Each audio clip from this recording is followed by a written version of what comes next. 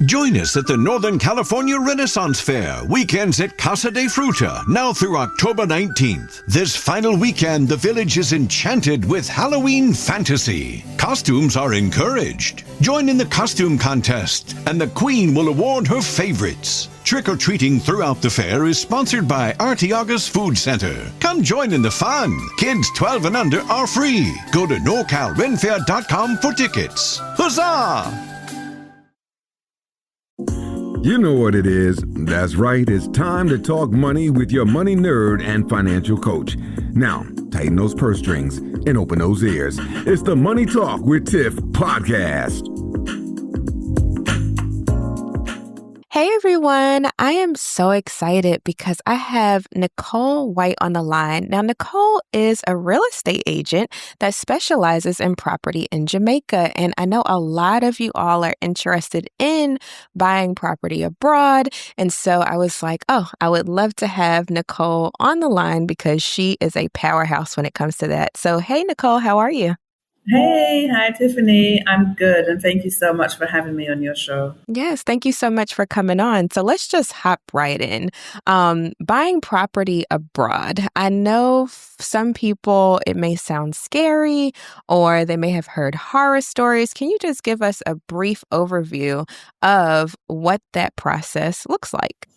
Sure. Okay. So the process is actually quite straightforward. Overseas buyers face no restrictions on purchasing property in Jamaica, so not everyone may have known that. So anyone from overseas who is not a citizen has the same rights as any local Jamaicans. So the key steps would be to first engage a licensed realtor. I say licensed because there are some persons out there who are claiming to be realtors and assisting people with properties and, taking them down the wrong avenues. So to be safe, persons should look for a licensed realtor, and those persons are licensed with the Real Estate Board of Jamaica. The local realtor will understand the local market, and they can give guidance on property choice, style, and location. So once the prospective buyer's gone through those kind of choices with a realtor, then the next best thing to do would be to understand their budget and how they will be financing their purchase. So by seeking, again, a local mortgage broker, a local lender who can advise them on how much money they could be provided with to purchase their property. Once they have their budget and then they make their choice through the realtor, then they would need to get an attorney. Every property purchase in Jamaica would need to go through a Jamaican attorney. And one of the key documents they would need in order to start the purchase would be a tax registration number, which are quite easy to obtain. You just take your ID, proof of address, and some documents to the local tax office in Jamaica, any tax office, and you can pretty much get your tax registration number within a number of hours. So on the same day, you'll be able to walk up with your tax registration number. That, we call it TRN for short, is required for any financial transaction in Jamaica. So it's definitely a document that should be acquired pretty early. So once an offer has been made and accepted, the next stage would be, so both attorneys would be instructed, and the vendor's attorney would send the purchaser's attorney a sale agreement.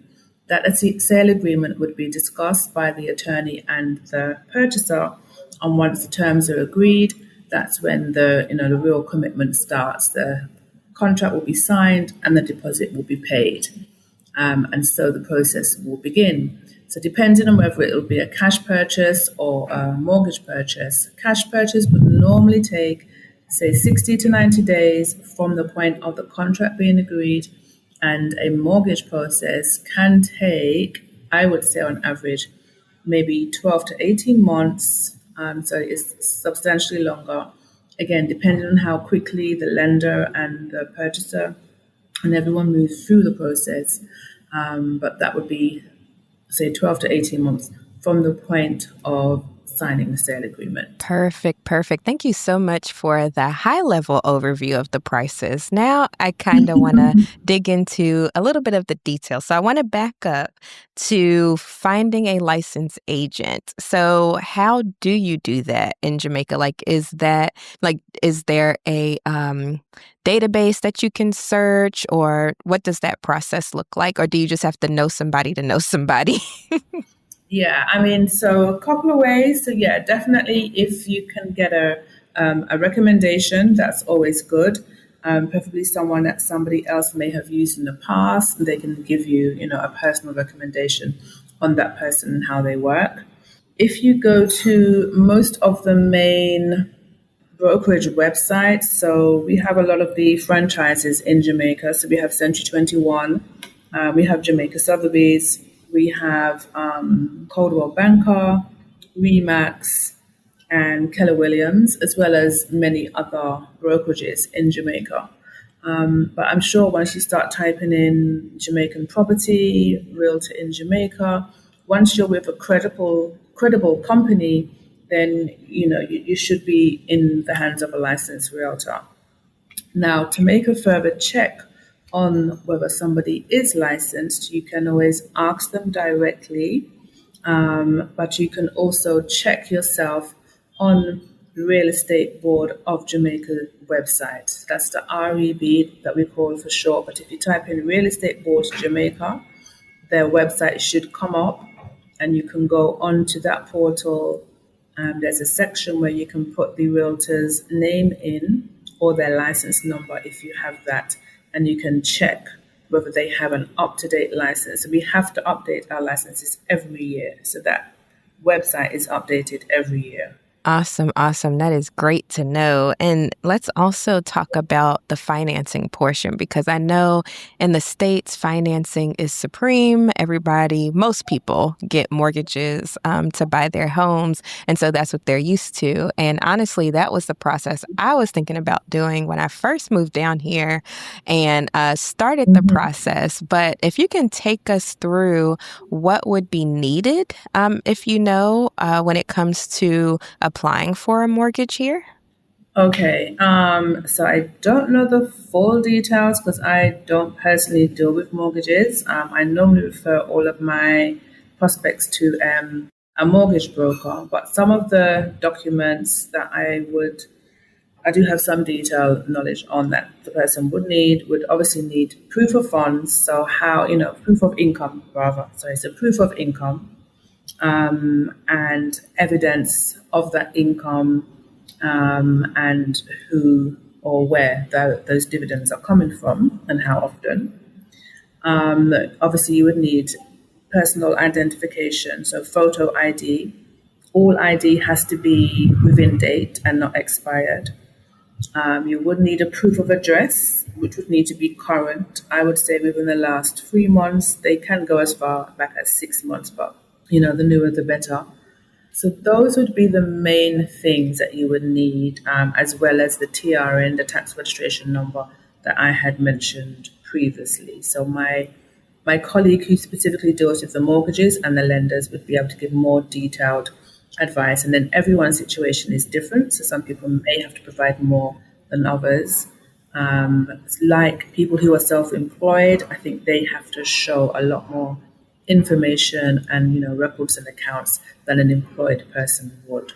But those are roughly the basic documents and items that somebody would need to provide in terms to get a mortgage in Jamaica. Yes, perfect. And I can actually add a little here because, like I said, I started the process when I first moved here and decided I didn't want to get a loan and do all that. I'm like, I just want to be like a Jamaican and just pay cash for stuff.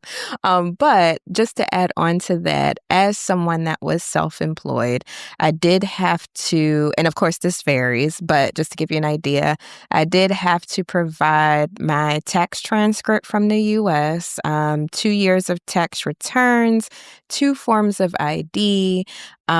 If I had a job, I had to provide pay stubs as well.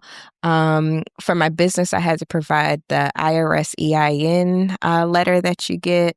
I had to provide my business registration and get this, a full year's worth of bank statements for my business.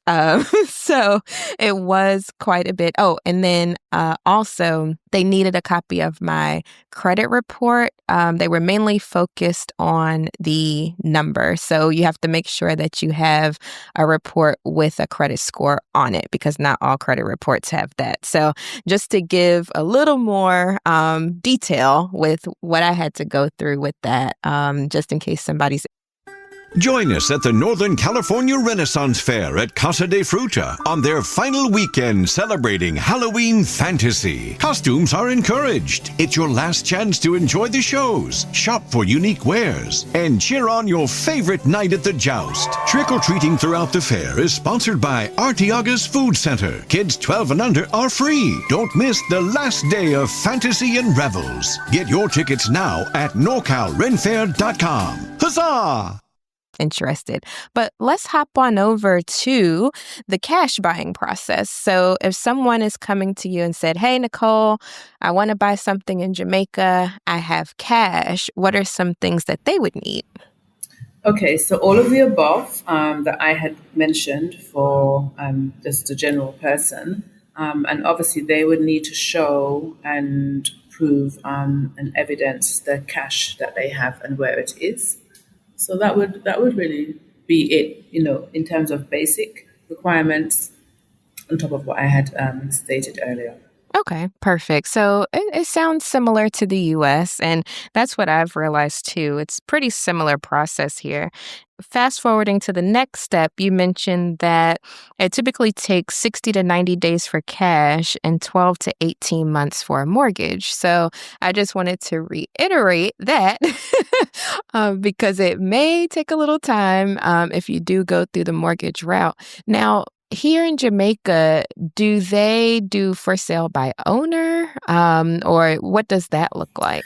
Yes, I mean, traditionally, before realtors were really on the scene, for sale by owner was the way sales were handled in Jamaica. And there are still some people who do choose to take that route. So obviously those properties do not come in the radar of the realtor like myself.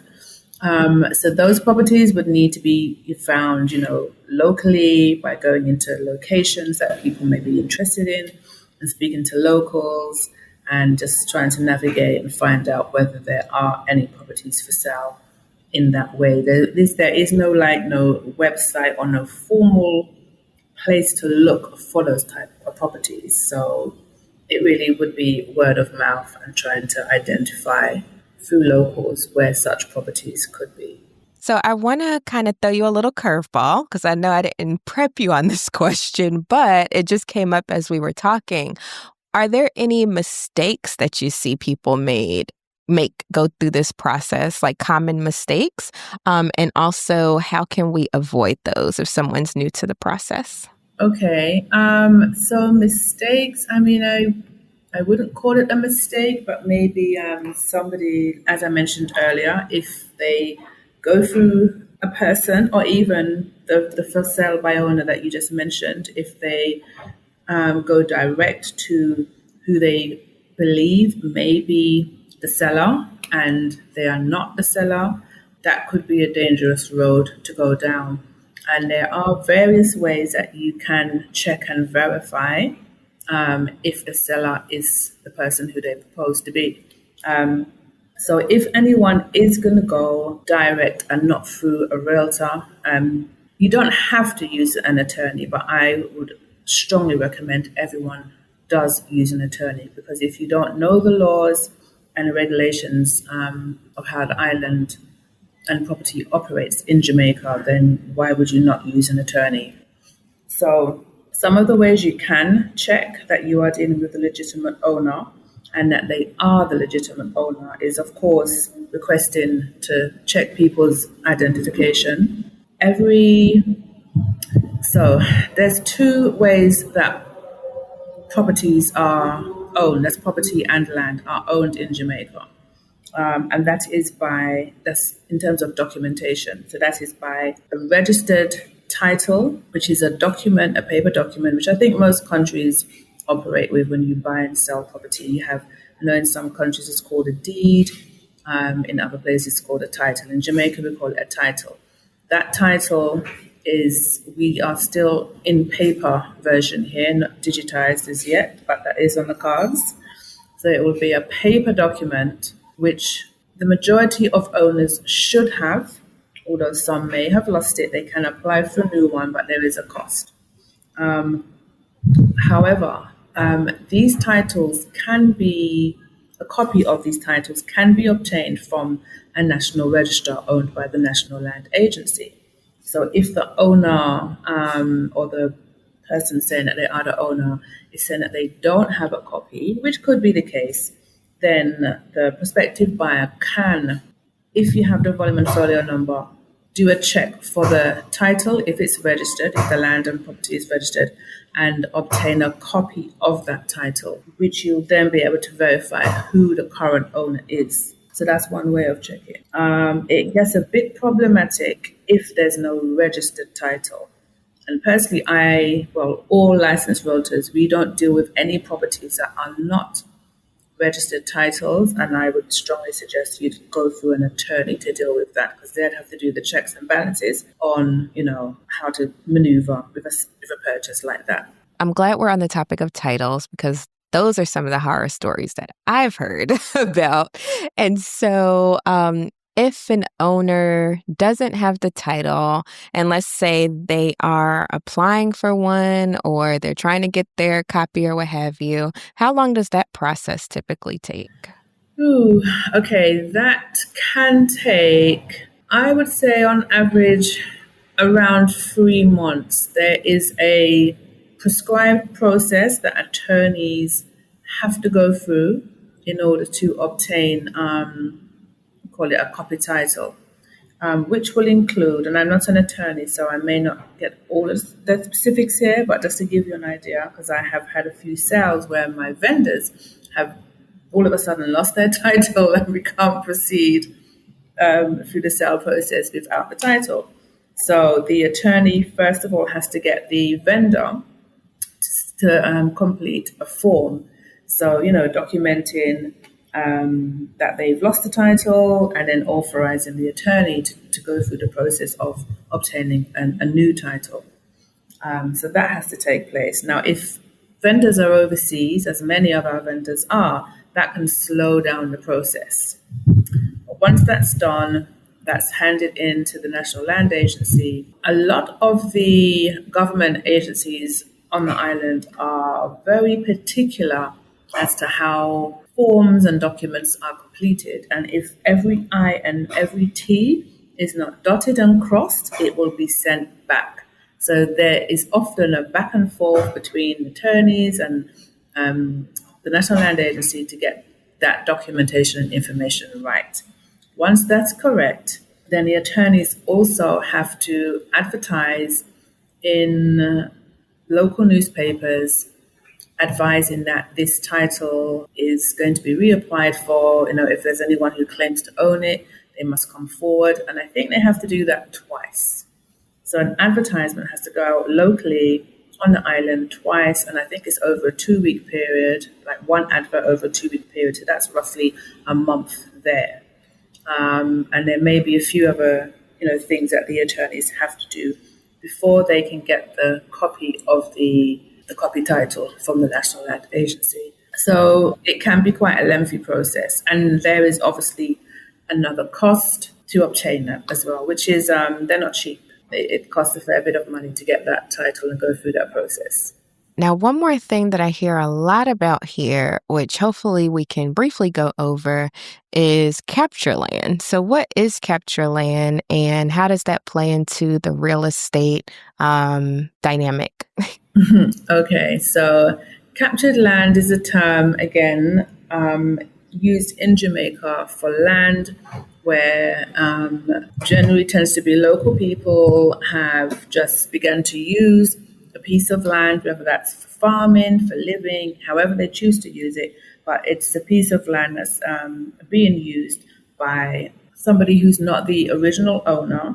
And then as time goes on, if no one's taken them off the land, they can, over a period of time, almost assume ownership of that land. Now, depending on how long somebody or a group of persons have been on that land, not everyone is either savvy enough or has the finances, to get the title registered in their name. So in Jamaica, there is a law that says if you've been using or resident on a land for about 12 years or more, then you can apply for what's called adverse possession. Now, that is another legal process where you have to prove that you've been living on the land, that nobody has come along and, served you with any notices, told you to come off the land or anything else. And then once that whole process has been gone through via a legal route, then a registered title may be awarded to that person or persons on the land. And at that point, if you get a title in that way, then you can use that title as any other owner can use, a property title that they've purchased through the usual route. So that's kind of in a nutshell what captured land is and how you can obtain it and get it into your name if you have gone through the correct procedures. Gotcha. Well, thank you so much for explaining all of this, Nicole. Now, if anybody I know it's a lot to take in. And that's why I was like, I need to get an expert on here to break this all down for people. But if anybody was interested in learning more or contacting you because you are a licensed real estate agent, where could they find you? Okay, so I'll give you my details. So best way to get hold of me is via WhatsApp. And my mobile number is +1 for anyone overseas, 876-884-9483. So I'll just repeat it once more, 876-884-9483. I do also have an email address, which I'll give, my full name is actually Nicola. So my email address is Nicola, Nicola .White, WHITE, and then at Sotheby's, SOTHEBYS, Realty, REALTY.com. So Nicola.White at Sotheby'sRealty.com for emails. All right, perfect. And I'll make sure I have all of that in the show notes for the audience, just in case they're doing something else and can't write it all down right now. Make sure you check out those show notes. Thank you so much again, Nicole, for coming on the podcast. And I hope you have a wonderful rest of your day. Thank you, Tiffany. Thank you so much for having me. And I wish all the best to your listeners. Thank you. Thank you. Bye. Thank you for listening, joining, and being a part of the Money Talk with Tiff podcast this week. You can check Tiff out every Thursday for a new Money Talk podcast. But if you just can't wait until next week, you can listen to previous podcast episodes at moneytalkwitht.com or follow Tiff on all social media platforms at Money Talk with T. Until next time, spend wise by spending less than you make. A word to the money wise is always sufficient.